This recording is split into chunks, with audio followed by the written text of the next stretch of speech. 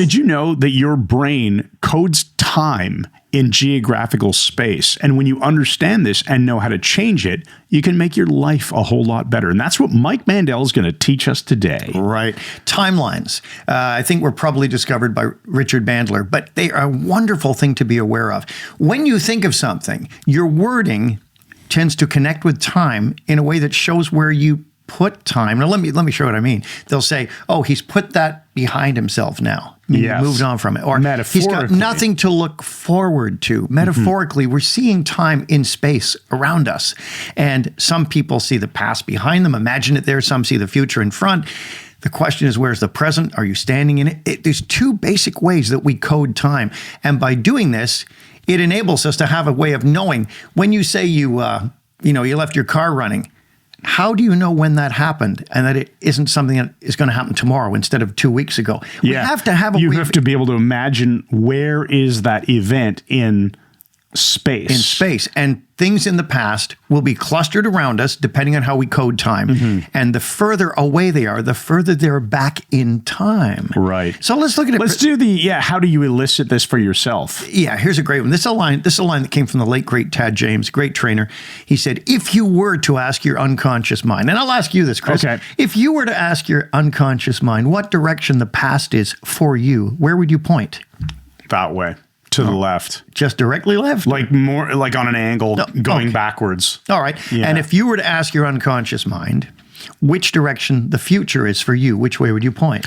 It would point forwards and that way. A bit of an angle, huh? Yes. So where is the present for you? It feels like right in front of me, just almost directly right in front of me. Okay. So when someone puts the present directly in front of them, that's called being through time. We are looking at the present and all of this is in a line, or it can be swooshy. A swooshy thing. Yeah. But the point is, the present is in front. The past is off to one side, generally to the left for a right-handed person. The future's off to the right, but he's got a little bit of an angle on it. And there's no wrong way of doing time. It's just, does it work for you? So what that means is, that's called being through time because he's looking at all this in front of him, like having a book open. The page is open or a schedule strung out in front. Now, I'm the other side of it. I'm in time, meaning for me, the future is in front, off a little bit to the right. The past is behind me, off a bit to the left, and I am in the present right now. I'm standing or sitting in the present. Which is make it when you're standing in the present, that's how you know you're in time.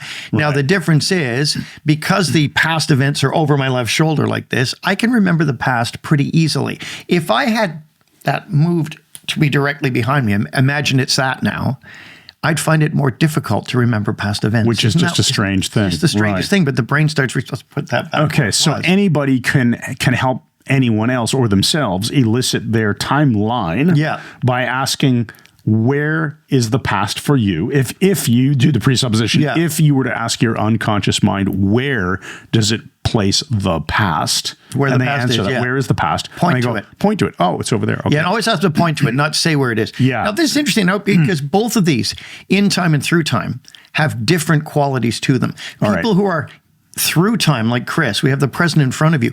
It makes you very, very organized because everything is there. You can see what needs to be, the future stuff, what needs to be brought into the present and so on. Yeah, everything from the recent past to what needs to be being done in the future is all kind of right there in this nice little neat package for me. Exactly. So organization is very powerful. This makes planning and being on time much more efficient. People who are through time tend to always be on time because they've got their schedule in front of them. And this is good for overcoming addictions, believe it or not, because people who get into all sorts of addictive behavior, they're typically in time because they're in the present, in the event. They can experience it associated fully powerfully.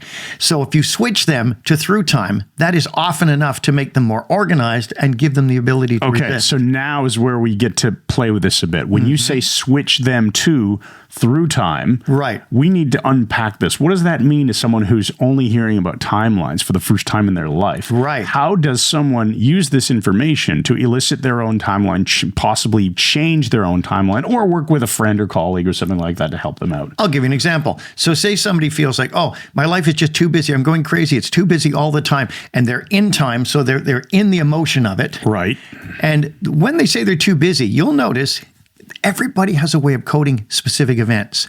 So if you have them imagine they float up in the air and look down at themselves sitting there and at the timeline as though they can see it, you say, how do the memories in the past organize themselves? Oh, I don't know. Of course you don't know. They're not really there. Yeah. But how do you imagine them? Do you imagine them as slides, or do you imagine them as little movies? One guy saw his as little snow globes with events in them. Or are they pictures? Whatever they are, how are they lined up? And once you recognize how they are stored, you say you can also notice the same thing in the future. These are memories that haven't happened yet, so they're less distinct. They might be hazy or so on. So you say to the person, okay, the future, it's too busy. You're too busy all the time. What if I grab the end of your timeline and stretch it out? Notice how the events move further apart. The person literally goes, how does that feel? Oh, that feels much better. So you could do that for yourself too. Yeah. You could imagine, what does my future look like? And you see all this crap jammed in too tight, close. Yeah. So you just imagine stretching it out. Stretch it out, send them further apart. Give yourself some literal space. And you go, oh, that feels nice. Yeah. That's right. And it's interesting because people who've suffered abuse or horrendous events in their past, when they imagine that they're floating up in the air and looking down in their timeline in the past, they will notice blank spots or events that are blacked out that the unconscious mind is keeping from them. And it's very interesting because you can go back in the past, you can have them pull a memory out, rewrite it, and pop it back in. Right. And almost then it like will you're ripple right into their future. Yeah. Like reshaping the way that memory is represented, sliding it back into the same spot. Well, that's it. Yeah. And being aware of your own timeline by doing some experimentation, just sitting, imagining you figured out which is the past for you, which is the future, where the present is. Imagine you float up right above it so high that you can see the whole thing at once. How do you imagine the memories? And if somebody has almost like a death wish, or they don't feel they have any future, you'll often find that their future timeline is very short. Right. So we have them extend it and brighten it up. If you make your timeline brighter and more colorful in the future, your future will become more compelling and you'll find yourself much more motivated. Awesome. So you can edit your timelines once you elicit them, or help someone else do the same, and you can make your life better. And if you don't like it, you can always click it back to the way it was. Right. Reset. There's always the Control-Z undo. There we go. That's right. All right. Thanks for watching this video. Hope you enjoyed it. We'll see you in the next one. Thanks again, and good night.